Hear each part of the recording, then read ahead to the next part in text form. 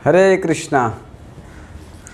तो हम लोग 14 नंबर श्लोक भगवत गीता यथारूप अध्याय 3 और 14 नंबर श्लोक में हम लोग अंत में सुने थे यज्ञ कर्म समुद्भवा। तो यज्ञ कैसे होता है? नियत कर्म करने से। और नियत कर्म कैसे किया जाता है वो अगले नंबर श्लोक में बताते हैं भगवान। 15 नंबर श्लोक में बताते हैं कर्म ब्रह्म उद्भवम विधि ब्रह्म अक्षर समुद्भवम तस्मात् सर्वगतम ब्रह्मा नियतम यज्ञ प्रतिष्ठितम। इसका अनुवाद इस प्रकार है, वेदों में नियत कर्मों का विधान है और ये वेद साक्षात श्री भगवान परम ब्रह्म से प्रकट हुए हैं। फलतः सर्वव्यापी ब्रह्म यज्ञ कर्मों में सदा स्थित रहता है। तो अब जानते हैं कि वेदों से सारे कर्म का विधान बना है। तो वेद संतुष्टि के लिए भगवान ऐसे बताते हैं कि वेद जो है मुझे समझने के लिए है। भगवत गीता में भगवान श्री कृष्ण कहते हैं वेदस्य सर्वम वेद्यो।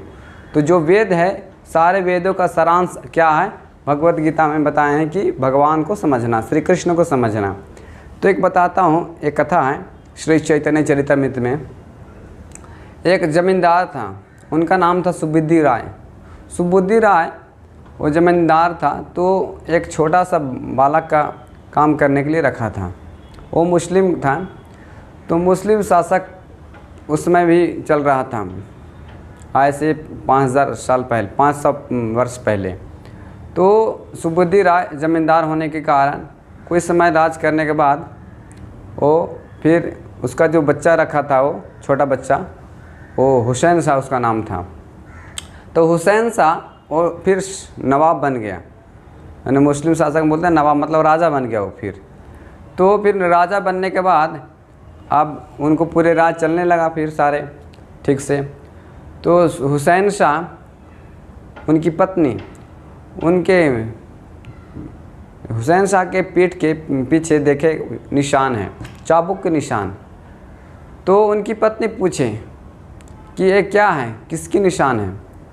तो मतलब उपेक्षा कर दी हुसैन शाह ने।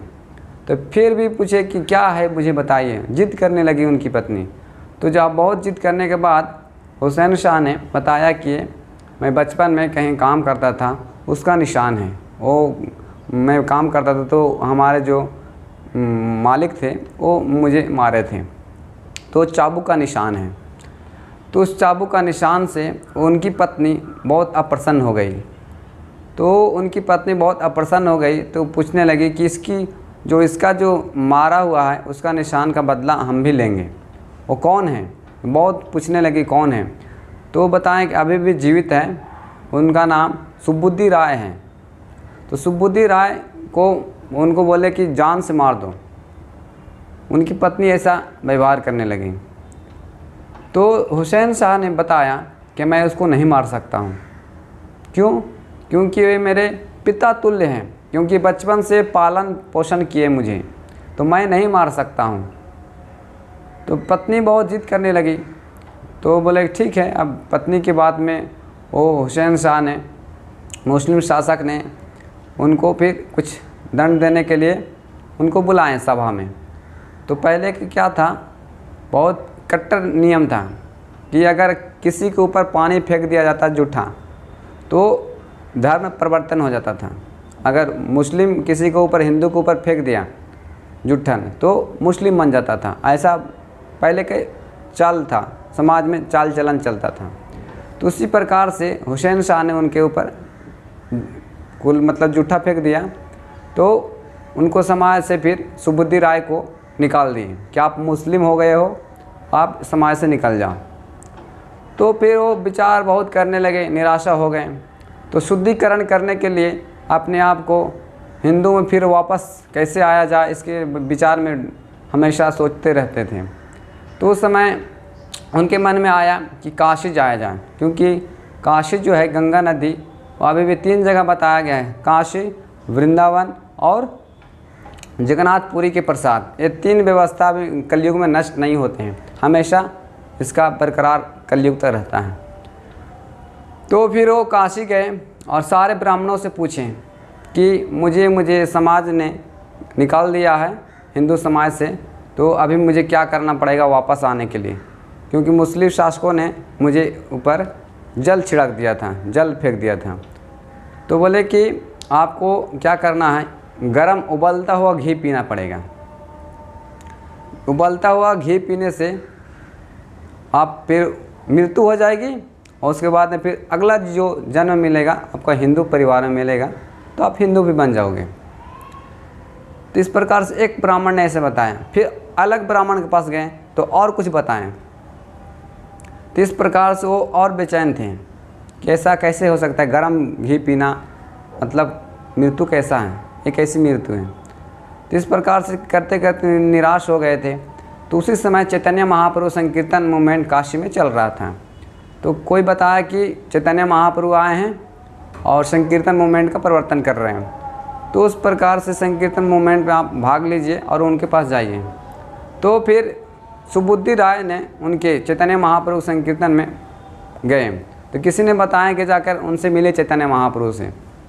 तो चैतन्य महाप्रभु फिर बताएं, वो सुबुद्धि राय ने बताया कि मुझे हिंदू समाज से निकाल दिया है, तो अभी मुझे फिर से हिंदू बनना है, तो क्या करना पड़ेगा।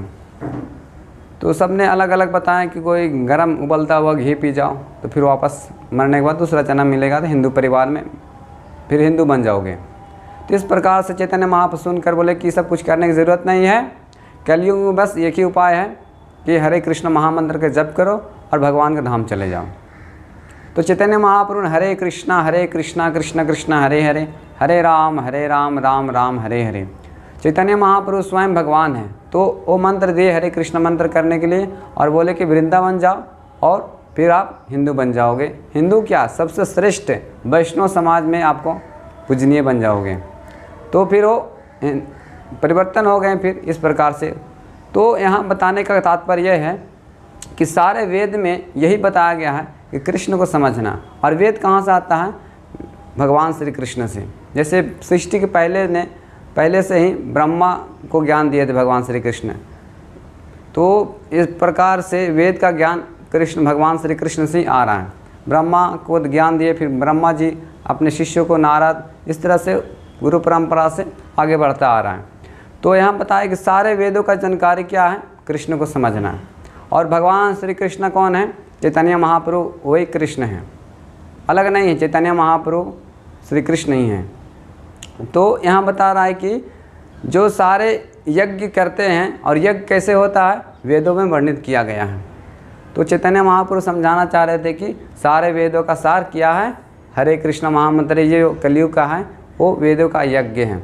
और बताते हैं जब यज्ञ करते हैं तो उसमें बताते हैं यहाँ पे कि नित्य यज्ञ प्रतिष्ठितम।